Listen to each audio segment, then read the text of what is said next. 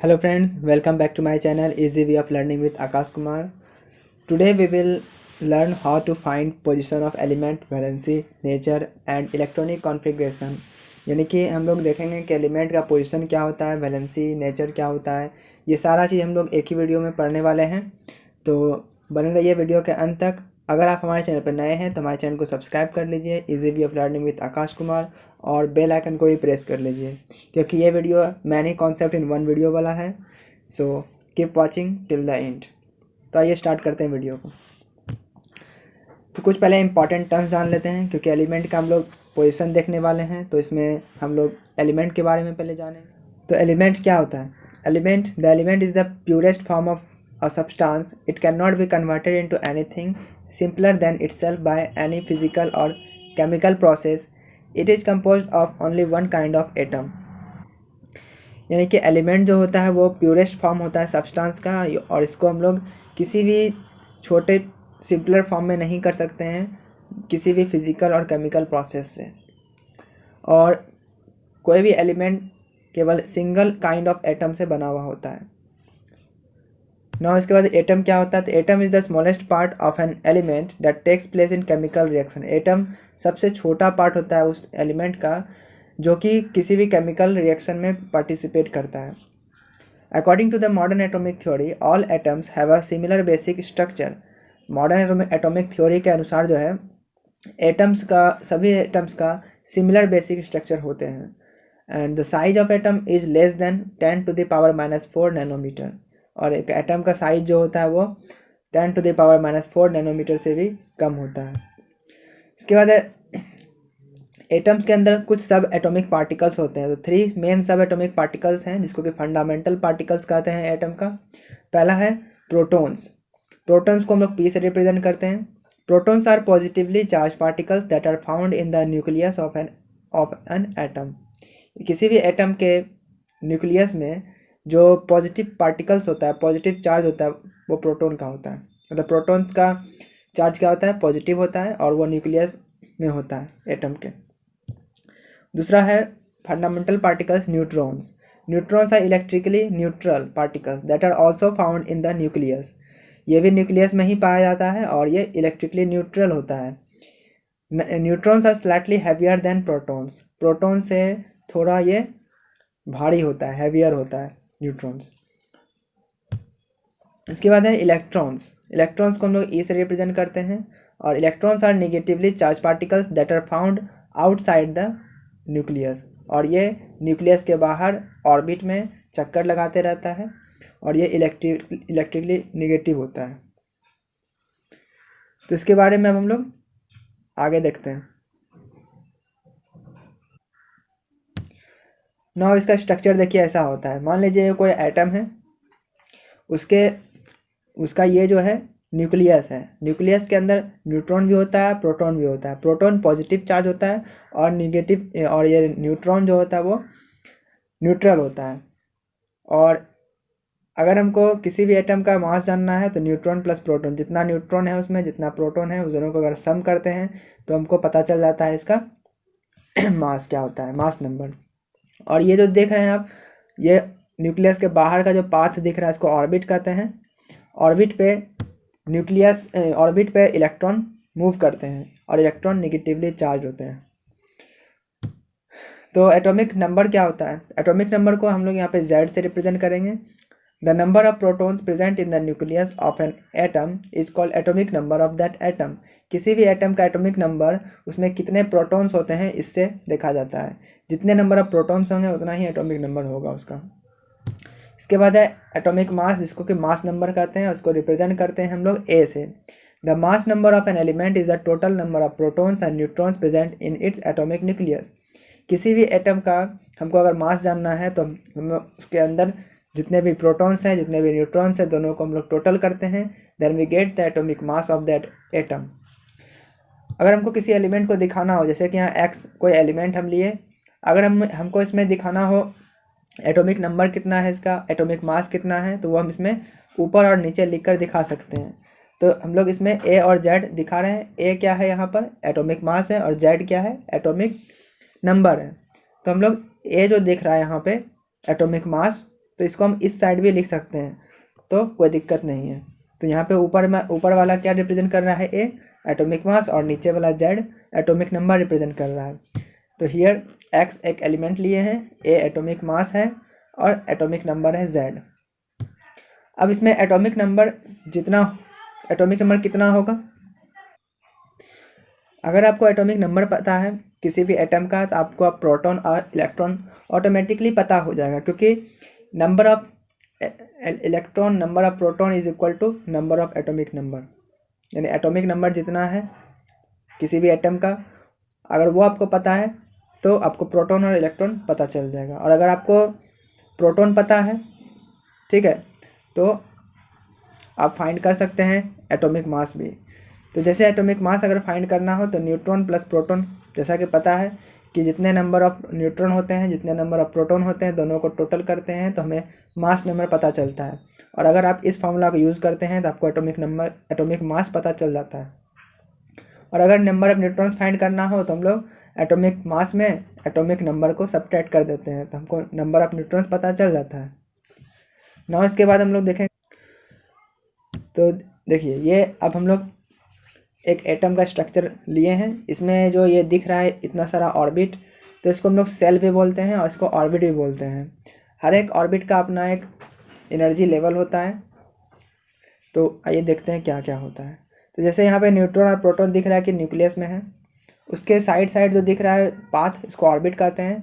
जिसमें से first orbit में हम लोग लिए हैं के को यहाँ से हम लोग दिखा रहे हैं ऑर्बिट नंबर 1। उसके बाद एल जो है नंबर ऑफ ऑर्बिट दूसरा है, यह सीरियल नंबर है एन। और तीसरा हो गया एम जो कि थर्ड ऑर्बिट है। चौथा हो गया एन जो कि फोर्थ ऑर्बिट है। और भी हो सकते हैं बट अभी हम लोग यहाँ पे के एल एम एन ऑर्बिट लिए हैं। तो the distribution of electrons into different cells of an atom was suggested by bore and bury. तो ये जो सिस्टम है ये किसने सजेस्ट किया है, तो बोर एंड ब्यूरी ने नामक साइंटिस्ट ने बताया कि इलेक्ट्रॉन्स का डिस्ट्रीब्यूशन अलग अलग सेल में इस प्रकार से होता है और हर एक ऑर्बिट का अपना एक एनर्जी लेवल होता है। तो कैसे, तो क्वेश्चन अराइज होता है यहाँ पे, how many electrons are there in each shell or orbit. तो इसका आंसर है number of electrons are present in each shell according to their energy level, that is 2n²। n यहाँ पे क्या है, तो n denotes the serial number of that shell. Using this formula, यानी कि 2n² फार्मूला, जिसको कि क्वांटम नंबर बोलते हैं हम लोग, इस फार्मूला का यूज़ करके हम लोग एनर्जी पता कर सकते हैं, एनर्जी लेवल पता कर सकते हैं। तो जैसे हम यहाँ पे सेल लिए हैं के एल एम एन और ये n = 1 2 3 ये सीरियल नंबर है ऑर्बिट का। अगर हम इस फार्मूला में n का वैल्यू 1 रखते हैं तो हमारा वैल्यू आता है 2 इलेक्ट्रॉन्स, यानी कि फर्स्ट ऑर्बिट में 2 इलेक्ट्रॉन्स होंगे। दूसरा है एल ऑर्बिट जो कि सेकेंड ऑर्बिट है। अगर इसमें n के जगह पे हम 2 वैल्यू पुट करते हैं तो इसका हमको पता चलता है कि 8 इलेक्ट्रॉन्स इसमें रहने वाले हैं, यानी इस ऑर्बिट में 8 इलेक्ट्रॉन्स ही रह सकते हैं। तीसरा ऑर्बिट है m, अगर इसमें 3m पुट किए तो 18 इलेक्ट्रॉन्स आया, यानी कि थर्ड ऑर्बिट में 18 इलेक्ट्रॉन्स कंटेन करेंगे। उसके बाद है n, यानी कि इसमें हम लोग 32 इलेक्ट्रॉन्स रख सकते हैं। तो ये है distribution of electrons in different cells, और ये जो सिस्टम है बोर एंड ब्यूरी ने दिया था। अब इन ऑर्बिट के अंदर जो होता है ऑर्बिटल्स होते हैं, जिसको कि हम लोग सब सेल बोलते हैं। तो देयर आर सब सेल्स, जिसको कि ऑर्बिटल कहते हैं। हर एक ऑर्बिट्स का अपना उसमें ऑर्बिटल होता है।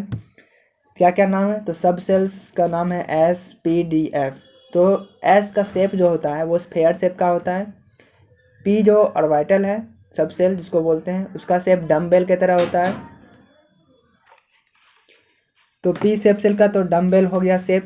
और उसके बाद डी सब सेल होता है, तो डी सब सेल का शेप डबल डम्बेल होता है। और एफ का जो होता है कम्प्लेक्स होता है। तो अब इसमें नंबर ऑफ इलेक्ट्रॉन्स कितने होते हैं, तो हम पहले जाने कि हम लोग अलग अलग ऑर्बिट में हम लोग कितने इलेक्ट्रॉन्स रख सकते हैं। अब उस ऑर्बिट के अंदर ऑर्बिटल्स होते हैं, तो यानी ऑर्बिटल्स में भी वो इलेक्ट्रॉन्स कंटेन होता होगा। तो कितना कितना इलेक्ट्रॉन्स हम लोग हर ऑर्बिटल में रख सकते हैं। तो एस में जो होता है वो हम 2 इलेक्ट्रॉन रखते हैं, पी में 6 और डी में 10 और एफ में 14 हम लोग रखते हैं। तो इस तरह से अरेंजमेंट होता है सब सेल्स में इलेक्ट्रॉन्स का। अब इसके बारे में हम लोग डिटेल में मतलब देखेंगे अलग अलग से, एस का क्या शेप होता है, पिक्चर भी देखेंगे। तो आइए देखते हैं एस ऑर्बिटल का शेप कैसा होता है, स्फेयर होता है। नंबर ऑफ इलेक्ट्रॉन्स जो इसमें हम लोग रखते हैं वो होता है 2। उसका शेप कुछ इस तरह से होता है 1s, इसके बाद है 2s, तो ये ऑर्बिटल है स्फेयर शेप का। इसके बाद है shape of P orbital is dumbbell. P orbital का शेप कैसा होता है, डम्बेल होता है और इसमें इलेक्ट्रॉन्स 6 होते हैं। इसका कुछ शेप इस तरह से होता है, ये पी ऑर्बिटल का है। उसके बाद है D orbital, shape of D orbital is double dumbbell. Number of electrons in D orbital 10 होते हैं। उसका शेप इस तरह से होता है डी ऑर्बिटल का। और एफ का जो होता है वो कम्प्लेक्स होता है और इसमें हम लोग 14 इलेक्ट्रॉन्स कंटेन करते हैं, रखते हैं। तो ये है एस पी डी एफ का शेप और नंबर ऑफ इलेक्ट्रॉन्स। अब हम लोग देखिए, तो ये एस पी डी एफ जो है ये एनर्जी इंक्रीज करता है। एस से ज़्यादा पी का होता है, पी से ज़्यादा डी का होता है, डी से ज़्यादा एफ का एनर्जी होता है।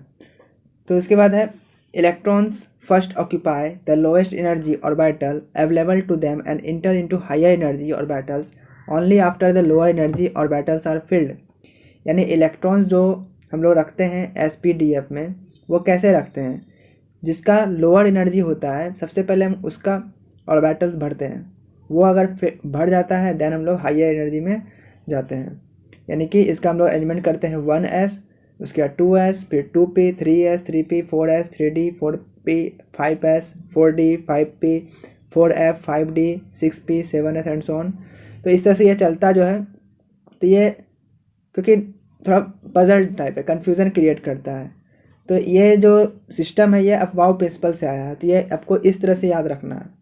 आप अगर कभी भूल जाएं तो आप इस तरह से स्ट्रक्चर बना सकते हैं, पहले 1s, फिर इधर से 2s, फिर 2p, फिर 3s, 3p, फिर 4s, 4s के बाद 3d, 4p, 5s, फिर यहाँ से 4d, 5p, 6s, फिर यहाँ से 4f, 5d, 6p, 7s, फिर यहाँ से इधर 5f, 6d, 7p, इस तरह से चलते रहता है। तो ये अफवाह प्रिंसिपल से आया है।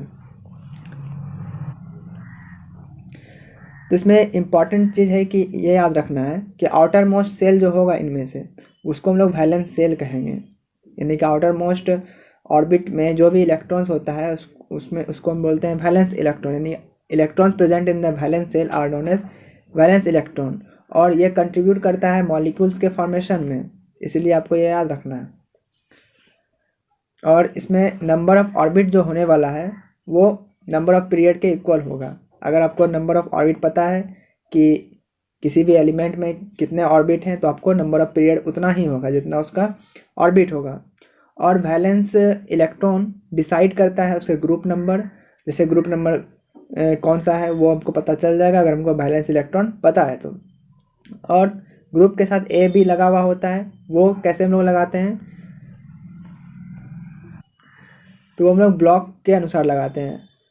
तो वो आप यहाँ पे देख सकते हैं SPDF ये ब्लॉक होता है पीरियोडिक टेबल में। तो जो SP जिसका होगा तो उसमें हम लोग A लिखेंगे, जिसका D होगा उसको हम लोग B लिखेंगे।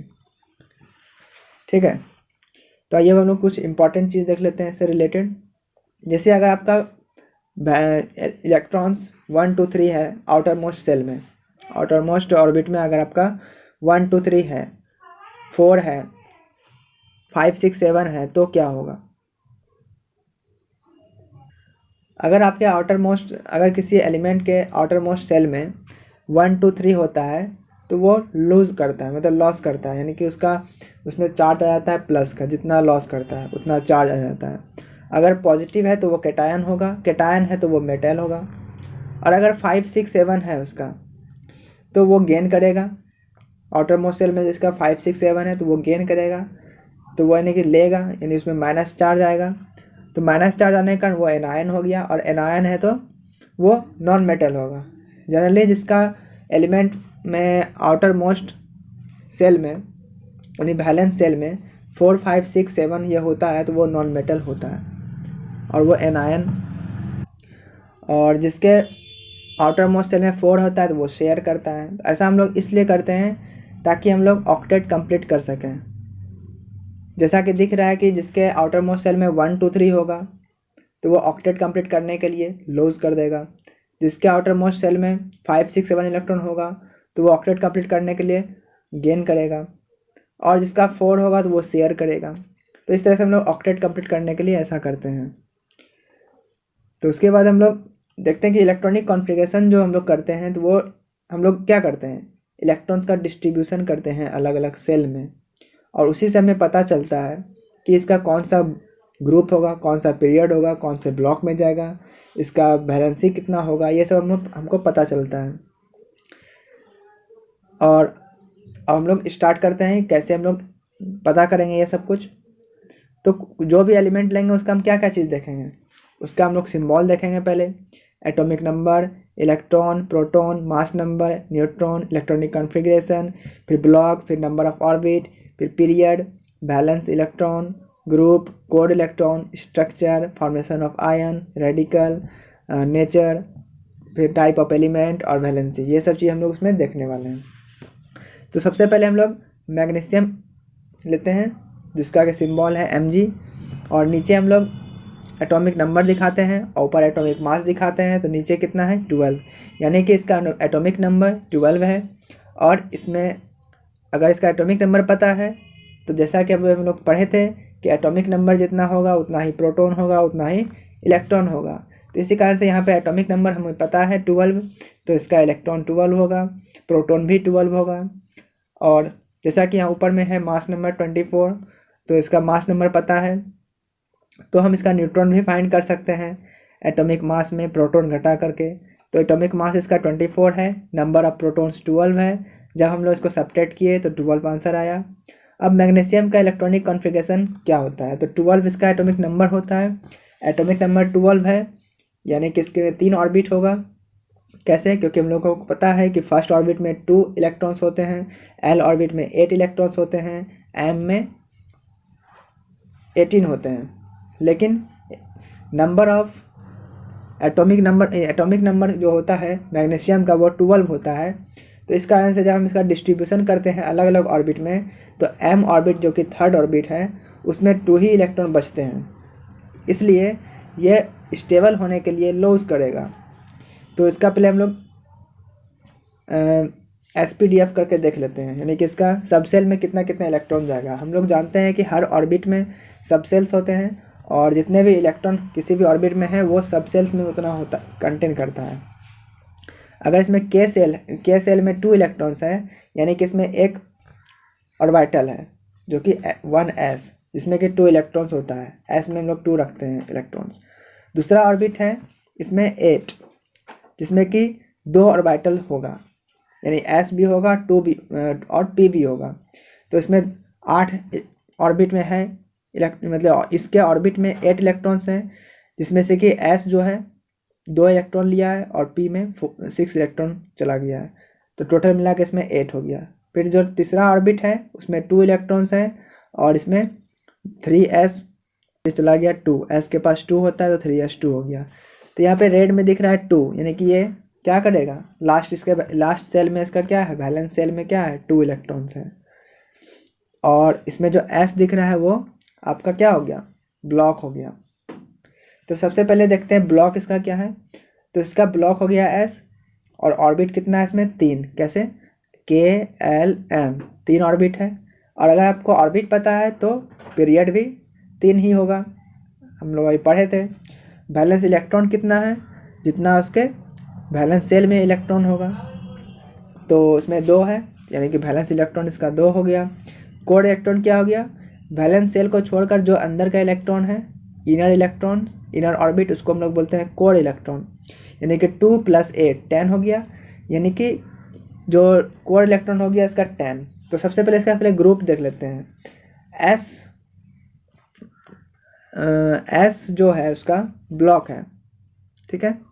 तो इसका क्या हो जाएगा, बैलेंस इलेक्ट्रॉन 2 है तो 2 उसका ग्रुप हो गया और ए है होगा या बी होगा वो किस पर डिपेंड करता है, उसके ब्लॉक पर। अगर वो एस होगा और पी होगा तो उसका कितना होगा, ए, इसलिए यहाँ पे ए आया क्योंकि यहाँ पे एस था। ठीक है, नंबर ऑफ वैलेंस इलेक्ट्रॉन कितने हैं, 2, तो इसका ग्रुप भी हो गया 2, और इसके साथ ए आया कहाँ से, क्योंकि ये एस ब्लॉक में है। और कोर इलेक्ट्रॉन कितना हो गया 10, 2 और 8 मिला के कितना हो गया 10, ये होता है कोर इलेक्ट्रॉन, और ये जो हो गया वो हो गया वैलेंस इलेक्ट्रॉन। अब इसका स्ट्रक्चर क्या होता है तो वो भी देखेंगे, पहले हम लोग फॉर्मेशन ऑफ आयन देख लेते हैं। जैसे कि हमको पता है कि मैग्नीशियम का क्या था 2, 8 और 2, यानी कि 2 इलेक्ट्रॉन इसके लास्ट सेल में था, वैलेंस सेल में।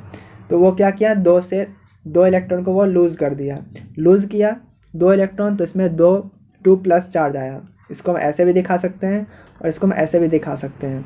ऐसा इसलिए किया ताकि यह ऑक्टेट कंप्लीट कर सके। तो इस तरह से हमें पता चला कि ये इसमें पॉजिटिव चार्ज आया, पॉजिटिव चार्ज है तो कैटायन होगा, कैटायन है तो मेटल होगा, और 2 इसका वैलेंस इलेक्ट्रॉन था इसलिए इसका वैलेंसी भी 2 हुआ। तो अब हम इसका स्ट्रक्चर भी देख लेते हैं। इसका स्ट्रक्चर कुछ इस तरह से होता है, जैसा कि दिख रहा है, पहला ऑर्बिट में 2 है, दूसरे में 8 है, तीसरे में फिर 2 है, क्योंकि इसका एटॉमिक नंबर 12 है। 2, 8, 10 हो गया, 10 और 2 10 और 2 12 हो गया। तो इस तरह से हम लोग पूरा चीज़ निकाल लिए। तो इस तरह से आप दूसरा भी निकाल सकते हैं एलिमेंट का। तो दूसरा हम लोग एग्जांपल लेते हैं, जैसे कि दूसरा हम एग्जांपल लिए हैं ऑक्सीजन का, जिसका कि एटॉमिक नंबर 8 होता है और एटॉमिक मास 16 होता है। तो जैसा कि पता है नंबर ऑफ, हमको एटॉमिक नंबर पता है इसका 8, तो इसका एटॉमिक नंबर हो गया 8, और अगर 8 इसका एटॉमिक नंबर है तो इलेक्ट्रॉन भी 8, प्रोटॉन भी 8, मास नंबर कितना हो गया इसका 16। अगर मास पता है तो हम न्यूट्रॉन फाइंड कर सकते हैं, इसका न्यूट्रॉन भी हो गया 8, 16 माइनस 8 आया। इसका इलेक्ट्रॉनिक कॉन्फ़िगरेशन क्या होता है, क्योंकि ऑक्सीजन का एटॉमिक नंबर 8 होता है तो इसमें 2 ही ऑर्बिट होंगे, के और एल। के ऑर्बिट में 2 इलेक्ट्रॉन, एल ऑर्बिट में 6 इलेक्ट्रॉन, और इसमें ऑर्बिटल देखते हैं तो 1s2, फिर 2s2 और 2p4। तो इसमें देख रहे हैं लास्ट का जो सेल है, सब सेल, वो है इसका p, और इसके इलेक्ट्रॉन कितने हैं वैलेंस सेल में 4, तो इसलिए वो वैलेंस इलेक्ट्रॉन कितना हो गया 4। तो चूंकि इसका लास्ट जो सब सेल है उसका नाम है p, तो इसका ब्लॉक भी क्या हो गया p। नंबर ऑफ ऑर्बिट 2 है, k और l। नंबर ऑफ ऑर्बिट पता है तो नंबर ऑफ पीरियड भी 2 होगा। वैलेंस इलेक्ट्रॉन 4 है, इसीलिए इसका ग्रुप भी क्या होगा 4, और चूंकि p ब्लॉक में होने के कारण इसमें क्या होगा a होगा, तो 4a ग्रुप हो गया। और इसका कोर इलेक्ट्रॉन कितना होगा 6 हो गया इसका वैलेंस सेल। ठीक है, तो इसका इनर में क्या बचा 2, यानी कि कोर इलेक्ट्रॉन 2 हो गया। उसके बाद हम लोग फॉर्मेशन ऑफ आयन देखते हैं। फॉर्मेशन ऑफ आयन, चूँकि यहाँ पे इसका 8 था एटॉमिक नंबर, इसलिए 2 और 6 हुआ। ये क्या करेगा, गेन करेगा कितना ऑक्टेट कंप्लीट करने के लिए 2 इलेक्ट्रॉन्स ये लिया, इसलिए यहाँ इसमें नेगेटिव चार्ज आया। और इसको हम इस तरह से भी दिखा सकते हैं, दोनों तरह से। अब इसका रेडिकल पता करेंगे, नेचर, चूँकि ये गेन किया है, इसमें क्या आएगा नेगेटिव चार्ज, और ये नेगेटिव होने के कारण इसका नेचर एनायन होगा, type of element non metal होगा। चूँकि ये 2 इलेक्ट्रॉन लूज़ किया है, मतलब गेन किया है, इसलिए इसका वैलेंसी कितना होगा 2 होगा। अब इसका स्ट्रक्चर देखिए, इसका स्ट्रक्चर ये होता है, पहले सेल में 2 इलेक्ट्रॉन्स, दूसरे सेल में 6 इलेक्ट्रॉन्स। तो इस तरह से अरेंजमेंट होता है सेल का। तो आई होप ये वीडियो आपको अच्छा लगा हो, और आप लोग इसको अच्छे से और भी एलिमेंट के साथ चेक कर सकते हैं, कैसे ग्रुप कितना होगा, ब्लॉक क्या होगा, ठीक है, वैलेंसी कितना होगा, मेटल होगा या नॉन मेटल होगा, एनायन होगा कि कैटायन होगा, ये सब आप लोग उसमें देख सकते हैं। तो इसी तरह हमारे चैनल को सपोर्ट करते रहिए। Thank you, bye bye.